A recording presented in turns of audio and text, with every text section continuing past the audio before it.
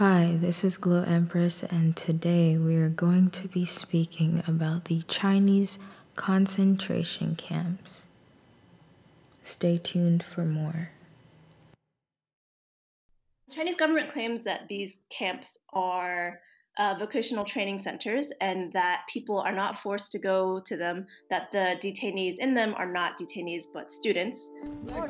Like most boarding school, students here take classes, play sports, and do all kinds of extracurricular activities.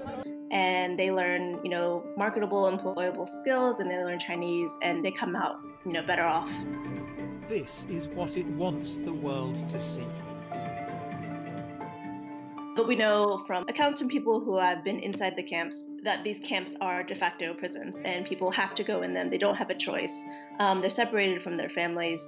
And inside, they undergo basically political indoctrination. So that can include having to sit for hours and listen to speeches by Xi Jinping, or singing patriotic songs, or listening to lectures about the party. We also have heard of cases of torture. So people being strapped to something called a tiger chair. Over 2 million Turkic Uyghurs are being detained in concentration camps in China. They are being forced to do slave labor in factories. As a form of punishment, they are abused, tortured, raped, and even killed. They experience military-style punishments through electrocution, waterboarding, repeated beatings, stress positions, and injections of unknown substances. This is a way to break them physically, psychologically, and mentally. In 2017, there was a campaign launched to control birth violations. The government planned to subject over 80% of women of childbearing age in southern Xinjiang to forced intrauterine devices and sterilization. Their goal was to achieve a zero birth control violation incidence. The documents reveal that they are, as of 2020, meeting their goal.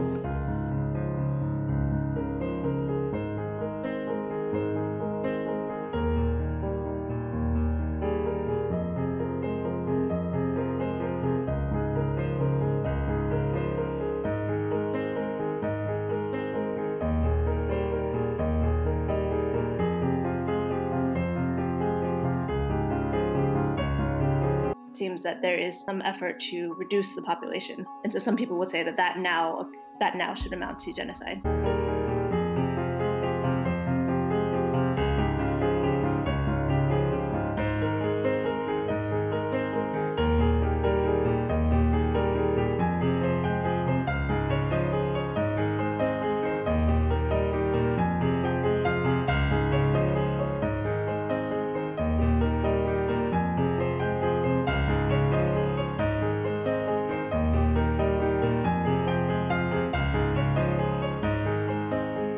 What human rights investigators say is that this is not a genocide in terms of, in one go or in a condensed period of time, people being exterminated, but it's a slow process of erasing an identity and a culture. Believing it might meet the legal criteria for genocide.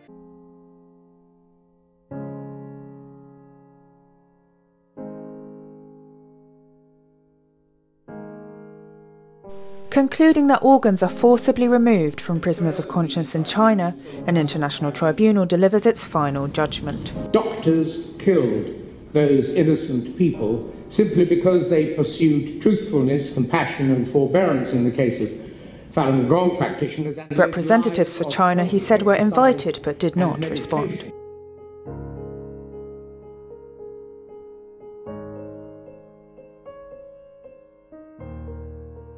The judgment follows hearings in December and April, in which over 50 witnesses testified, among them a former surgeon in China, who said he was forced to extract 2 kidneys and a liver from a man who was still alive. And even now, I go to mosque or go to church or go to temples, to pray for him in case he was Muslim or he was Christian or he was Buddhist.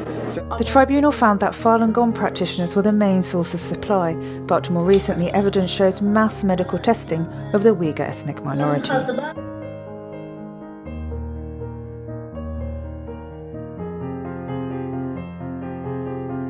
Falun Gong, a spiritual discipline that China banned in the 1990s, has been called an evil cult.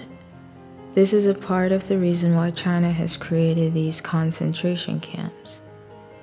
Some of the more than 1 million detainees in Chinese prison camps are being killed for their organs. This is a way to serve a booming transplant trade that is worth more than $1 billion a year. Prisoners are being subjected to physical examination, including blood tests, x-rays, and ultrasounds.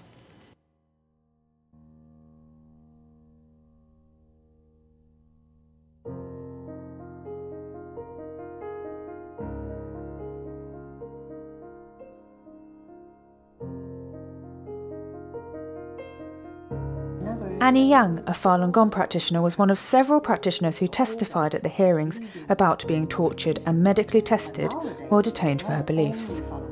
Because it's a really nightmare.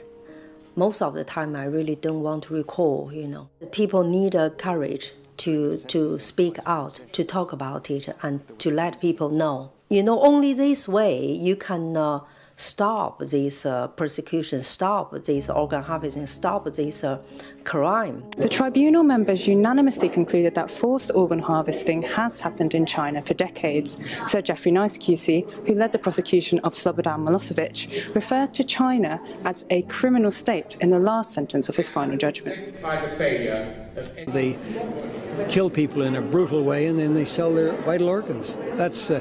The Nazis didn't do that, but of course they didn't have the technology to do that. Does anyone think that there would be 1.5 million people detained in concentration camps in Xinjiang right now if the world had stood up and stopped what was happening to Falun Gong 10 years ago? Not a chance. Humanity is capable of depravity without end, that there's no limit to the evil which people are willing to inflict. It's said that crimes against humanity against Falun Gong practitioners and Uyghurs were proved beyond reasonable doubt. To stop this barbaric practice, and that is our priority. Like Enver Tohti, many here hope that the findings of this tribunal could start to end the suffering and persecution that some people in China have endured for far too long. Jane Warrell, NTV.